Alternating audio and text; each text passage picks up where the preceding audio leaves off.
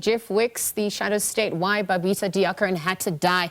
It exposes how South Africa's hospitals and tenders became playgrounds for cartels protected by political power. Babita was killed for standing up to corruption, and Wicks then traces the networks that made her a target and also warns that unless whistleblowers are truly protected, the Shadow State will claim more lives. Let's unpack this further on our book review segment, and we're going to be joined by the author himself, who joins us live virtually. Jeff, on that note, good morning and thank you for joining us. Good morning, Liesl, and thank you for having me. I think it's an important subject matter. Absolutely. It's timely, and we're still awaiting justice, right? And we're looking at the ripple effects that's played out, and there are just so many more questions and answers at this point. But I want to start by looking at very early on in the book how you describe the shadow state. It's a parallel system of authority. It's invisible but decisive. Contracts, favors, and violence orbit around political protection. That's a damning statement. And so for viewers who haven't read the book just yet, perhaps just paint that picture. Talk to us about that hidden system and how it operates in a parallel manner to our democracy. Absolutely. I think the shadow state as a concept is really a device for us to sort of explain and picture and sketch an underworld that is fueled by corrupt state procurement. And it's something that we see every day. I mean, we are no strangers to allegations of corruption, not only in the Gauteng Health Department, what I was investigating, but it's commonplace. It permeates our news reports. And what the shadow state is really is how these state officials who can be corrupted then abandon their values and morals and help to divert tax rands away from its intended destination into the pockets of profiteers. And then that shadow state goes further because these men and women are then enabled by the likes of dubious car dealers, real estate agents, lawyers and accountants who help them cover their tracks. And then if people threaten these illicit revenue streams, then they go to men like Izinkabi, who will go and exact a price, and that price is paid for in blood. But really what the shadow state is the diversion of our tax money for the benefit of a few and to the detriment of many. I mean, when we look at what Babita found at Tembisa Hospital, she had only seen the first shades of it, but it's morphed into what is potentially more than 2.3 billion rands worth of extraction in the space of just 2 years. And that was money that was intended for the patients of Tembisa Hospital. Millions of people who depend on that facility, who have to go to a hospital which is falling apart, perennially understaffed and overcrowded, and sometimes set on fire. So, this is not just the tale of one hospital, but the tale of a dysfunctional system. And Babita was a visceral example of what happens when you stand up to that system. Yeah, absolutely. And we will delve into the human costs just a little later on. I want to continue on the point of the procurement process, because you're right that the procurement process itself, it's less about the medical supplies. It's more about political rents, tenders written off to fix the fixer's invoice. Babita's death exposed that at the Tembisa Hospital. And for those who don't have context, perhaps you can just give us one concrete example of how this looting worked out in practice. Because whilst I was reading, I was trying to understand, did anyone inside the system try to stop it before Babita? What were the ripple effects on that front leading up to her death? So the method of operation of these syndicates, which had taken hold of the hospital, was quite ingenious. Target procurement, which is beneath a threshold of 500,000 Rand, because if it's beneath that threshold, it doesn't trigger a more rigorous tender process, and it can be executed using 3 quotations. And essentially, it's a system that's designed to ensure value for money and equitable procurement, which is exercised by the state. But when you have every single official in the value chain from the moment that procurement is initiated, where there's a need is contrived, to the SCM office, who then pick the companies who must bid, and then the hospital officials who then sign off on this procurement when there is no value for money. It means the entire value chain of state procurement, specifically at that facility, had been captured. Because when we look at some of the examples of what was purchased, it means that the officials who are meant to be in charge of this process, the key guardrails against corruption, were either asleep at the wheel or were complicit. Because how does a state facility pay 10,000 Rand for a plastic bucket, which any one of us can walk into Pick n Pay and buy for 195 Rand? So it's examples like that. And then we see these orders executed at scale, several purchase orders facilitated in a single day for one company. What were essentially shell companies were banking millions because Tembisa Hospital had been turned into a contract factory. So it points to more deep-rooted issues with the way the state procures its goods and services, and just really shows us the frailties of that system because of the devastating nature of how it was exploited.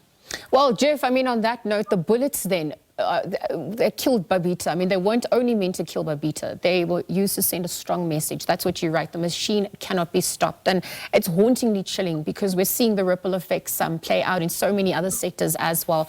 But can you talk to why it's so difficult to connect the masterminds, the ones who ordered the hit, to the money trail? I'm also looking at, files that vanish, suspects that were tipped off. It's obviously linked to the press briefing that General Nhlanhla Mkhwanazi had.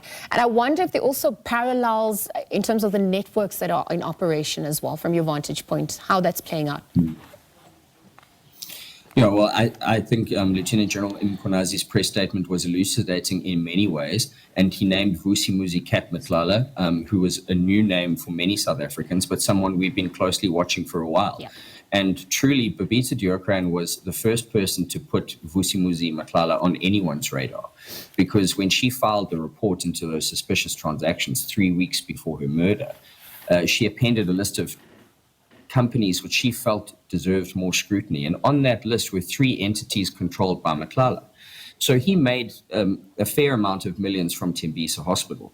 And whilst he was under investigation for procurement fraud, was then awarded a 360 million rand tender by the police, the same people investigating him for procurement fraud. So that's really where he came to the fore. And it shows his access to political influence and power. But in the reality, it shows us a patent lack of accountability, because Babita flagged his involvement 4 years ago. And he managed to, after being publicly exposed by News 24, and whilst he is an active subject of an investigation, go on to win further state tenders. So then what does that tell us? And then when we contrast that against the brutal manner in which Babita Deokaran was eliminated, that was most certainly a message, not only to her, but anyone else in the Gauteng Health Department system, and truly any other civil servant who is even considering doing the right thing, following protocol, and reporting wrongdoing, because it's an example of, the cost that you may bear. You may end up paying for this upright and ethical code with your life. And, that's a message that we refuse to accept, because that is what these pernicious networks of extraction seek. They want people to be cowed. They want people to be bent in fear and to not speak up. Certainly from the press's perspective, we won't give them that, because this is too important a story not to tell, especially considering Babita's sacrifice. Yeah, and I mean, we're quantifying the losses, the human cost as well. You humanize that because you warned the collapse of a hospital. It's not just about this abstract corruption. We're obviously looking at a child without blood, patients without hope, mother, without oxygen. This is how it's playing out. And the reality is impacting ordinary South Africans who are forced to pay. Talk to us about that reality, and just also whistleblower protection in our country, the state, the underdevelopment of the initiatives to really protect them, given the costs and what's at stake. Absolutely. I mean, whistleblower protection is a particular focal point for me, because I'd sort of wagered that Babita's assassination may have been a catalyst for change and a catalyst for further protections. And again, we've not yet seen that. But what it also, the lesson that it gives us is that the cost of corruption is measured in lives. We can no longer consider extraction and procurement fraud and the pulling money out of the system that way as a victimless crime just because the state has bottomless coffers. Anyone who tries to prevent that places themselves in danger, and we've seen over the years targeted assassinations, and it's always targeting people like the accountants and the auditors and the liquidators, people who have access to a money trail and understand where the bodies are buried in the ledgers. And that cost is then compounded by the suffering of the patients who have to go to facilities where money has been diverted away from. So instead of paying for urgently required medicines or equipment or upgrades to the facility, it's paying for supercars and mansions far away in Cape Town, in Bantry Bay. instead of diverting the money back to the community. And, you know, there is very little evidence to show that any of these medical goods or services or products were actually even delivered. It's something that we've suspected for a long time, and when you consider that there's an outflow of 2.3 billion rand and not much going in, it explains the state of Tembisa Hospital and other hospitals in our network. Jeff, because then you understand why things are so frail and have fallen apart to such a degree.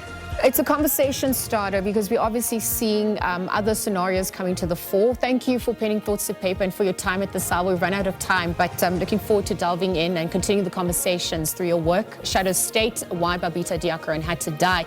It's out now. It's a true crime story. And, you know, Jeff issues a warning as well that unless South Africa protects its truth tellers, the shadow will only deepen. Again, thank you to author Jeff Wicks for joining us.